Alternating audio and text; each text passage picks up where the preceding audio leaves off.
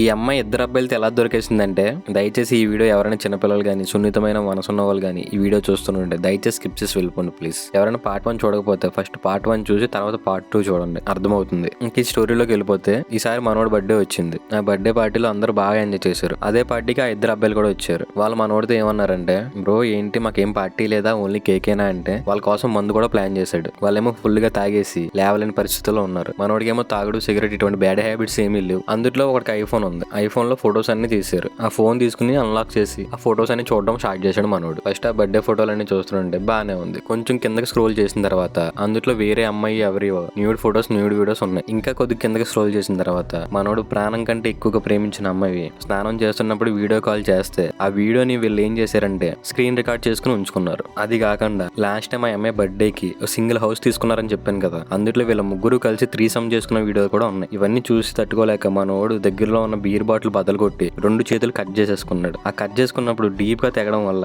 Blood బాగా ఎక్కువపోయింది. ఇంకా వెంటనే పక్కన ఉన్న ఫ్రెండ్స్ వచ్చి హాస్పిటల్కి తీసుకెళ్లి ఏదో రకంగా బ్రతికించుకున్నారు. పాపం మనోడు అమ్మా నాన్న పడిన బాధ మాటలో చెప్పలేనిది. ఎందుకంటే ఒక్కగానొక్క కొడుకు, చిన్నప్పటి నుంచి చాలా గారాబంగా పెంచుకున్నారు. ఇప్పుడు హాస్పిటల్ నుంచి వచ్చి మనోడు ఇంట్లో రెస్ట్ తీసుకుంటున్నాడు. కానీ మనోడి బాధ ఎవరు ఎన్ని చెప్పినా, ఎవరు ఏం చేసినా మనసులో ఉన్న బాధ ఎవరు చెరపలేంది. అది అనుభవించక తప్పదు. అవునా కాదా? ఇంకా కష్టమో నష్టమో బ్రతకాలి, బ్రతికించి చూపించాలి. దయచేసి ఇప్పటికే నేను కొన్ని 100 సార్లు చెప్పాను, ఇప్పుడు కూడా చెప్తున్నాను, లవ్ చేయడం తప్పు కాదు. కానీ ఎవరిని లవ్ చేస్తున్నారో వాళ్ళ క్యారెక్టర్ ఏంటో కొంచెం తెలుసుకుని చేయండి. అర్థమైందా? అసలు బయట ఏం జరుగుతుందా అని చెప్పేసి అందరికి తెలియాలి. అందుకని ఛానల్ని ఫాలో చేసుకుని ఉండండి. మంచిది.